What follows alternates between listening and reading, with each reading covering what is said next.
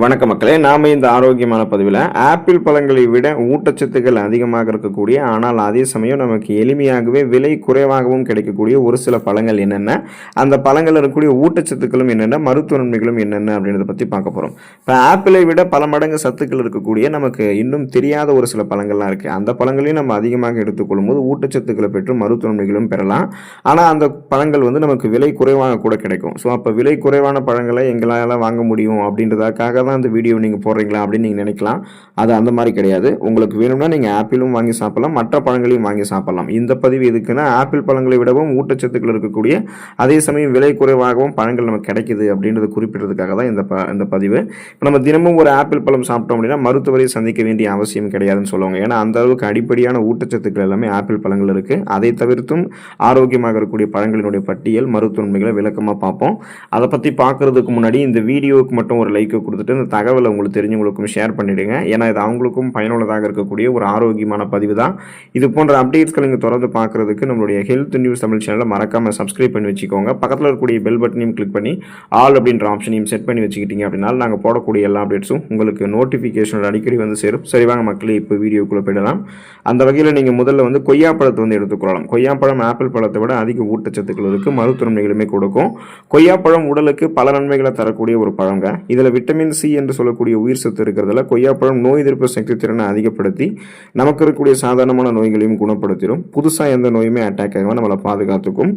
கொய்யாப்பழத்தில் இருக்கக்கூடிய வளமான அளவில் அந்த பொட்டாசியம் சத்து நம்மளுடைய பிபி என்று சொல்லக்கூடிய பிளட் ப்ரெஷர், ரத்த அழுத்தத்தை நமக்கு கட்டுப்படுத்தும். இதனால் நம்மளுடைய நரம்புகள் இருக்கக்கூடிய இறுக்கங்கள் தளர்த்தப்பட்டு நரம்புகள் வழியாக ரத்த ஓட்டம் உடல் எங்கும் நமக்கு பாயும் போது நம்ம சுறுசுறுப்பாக இயங்க ஆரம்பிப்போம்.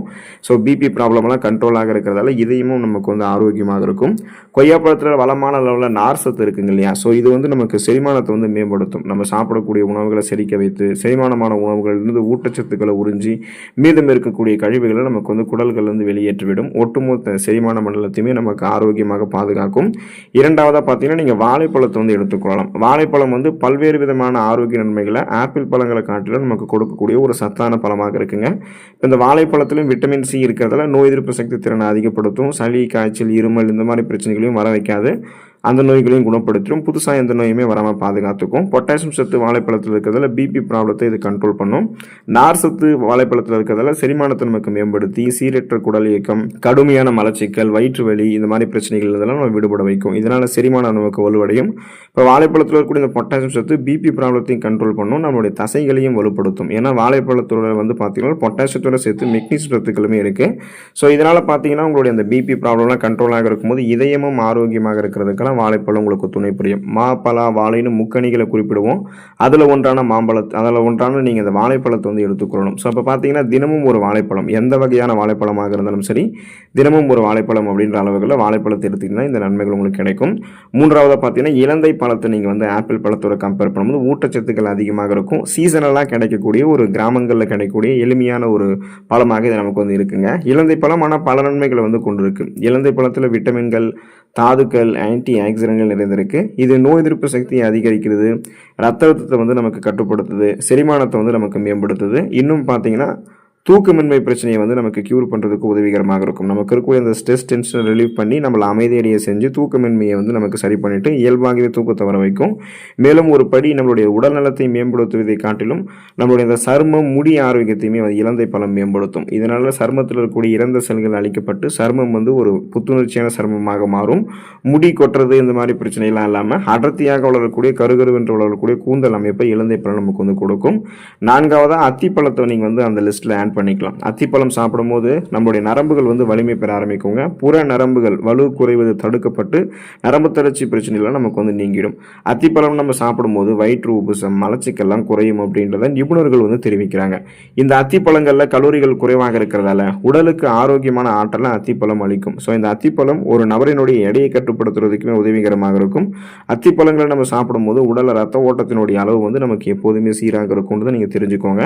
ஸோ தொடர்ந்து நீங்கள் அத்திப்பழம் பழத்தை தினமும் ஒரு பழம் அப்படின்ற அளவுகளில் ஃப்ரெஷ்ஷாக பறிச்சிடக்கூடிய பழத்தையும் எடுத்துக்கலாம். உலர வைக்கப்பட்ட அத்திப்பழம், உலர வைக்கப்பட்ட அத்திப்பழத்தை ஊற வைத்துமே நீங்கள் எடுத்துக்கொள்ளும் போது நன்மைகள் உங்களுக்கு வந்து கிடைக்குங்க.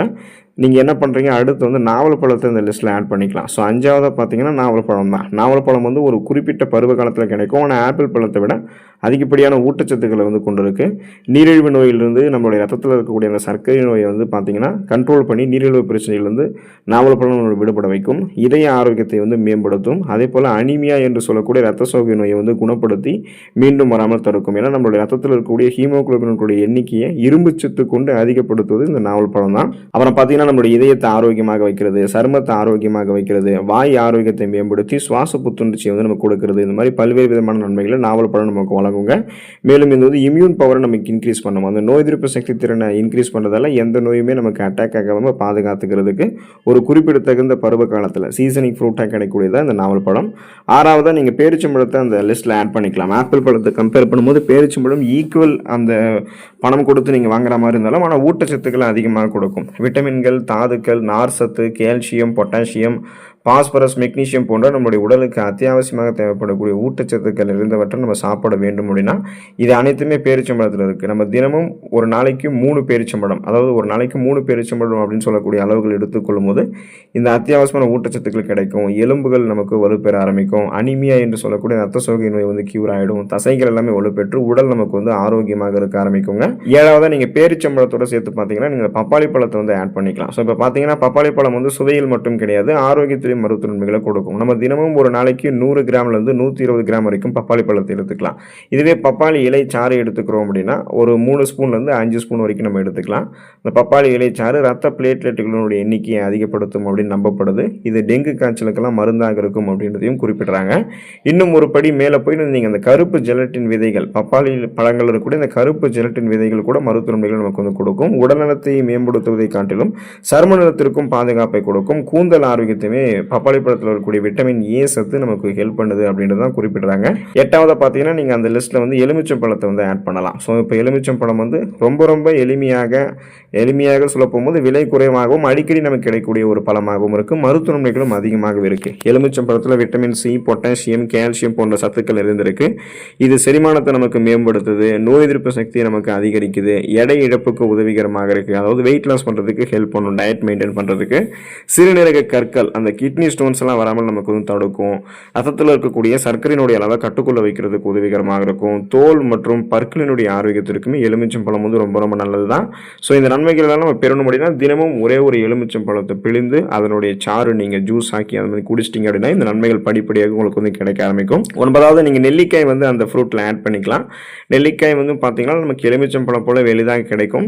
அது வந்து ஆப்பிள் பழத்தை விட விலை கம்மி தான். பலவிதமான உடல்நல பலன்களை நெல்லிக்காய் நமக்கு கொடுக்கும். விட்டமின் சி, ஆன்டி ஆக்சிடென்ட்கள், ஃபைபர் என்று சொல்லக்கூடிய நார் சத்து நெல்லிக்காயில் நிறைந்திருக்கு. இது நோய் எதிர்ப்பு சக்தியை பலப்படுத்துறது, சருமம் மற்றும் முடி ஆரோக்கியத்தை மேம்படுத்துறது, செரிமானத்திற்கு உதவிகரமாக இருக்கிறது, ரத்தத்தில் இருக்கக்கூடிய சர்க்கரை அளவை கட்டுக்குள்ளே வைக்கிறது, இதயம் சம்பந்தமான பிரச்சனைகள் வந்து நம்மளை பாதுகாப்பது. இந்த மாதிரி மருத்துவ நன்மைகள் நமக்கு வந்து பார்த்தோம் அப்படின்னா இந்த நெல்லிக்காய் வந்து நமக்கு வந்து கொடுக்குங்க. பேரிக்காய் நம்ம எடுத்துக்கொள்ளலாம். அந்த லிஸ்ட்டில் நீங்கள் ஆட் பண்ணிக்கிட்டிங்கன்னா பேரிக்காய் பார்த்தீங்கன்னா ஆப்பிள் பழத்தை விட வளமான அளவில் ஊட்டச்சத்துக்கள் இருக்குது, விலை குறைவாக தான் இருக்குது.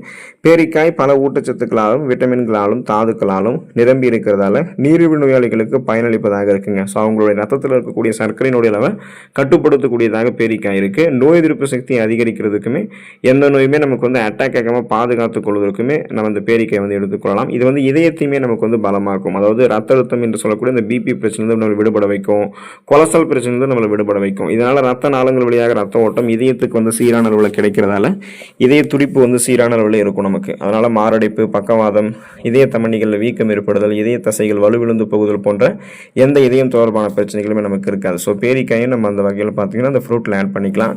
நீங்கள் ஆப்பிள் பழத்தையும் உங்களுடைய உணவுகள் எடுத்துக்கலாம். ஆப்பிள் பழம் கிடைக்காத சமயத்தில் இந்த பழங்களையும் நீங்கள் வந்து வாங்கி எடுத்துக்கொள்ளலாம். இதுவுமே மருத்துவ நன்மைகள் நிறைந்தது தான். அதனால் இந்த பழங்களையும் எடுத்துக்கொள்ளக்கூடிய வாய்ப்பை பெற்று மருத்துவ நன்மைகளை பெற்று நலமோடு வாழுங்கள். அடுத்த ஆரோக்கியமான பதிவில் மறக்காமல் சந்திப்போம். நன்றி மக்களே.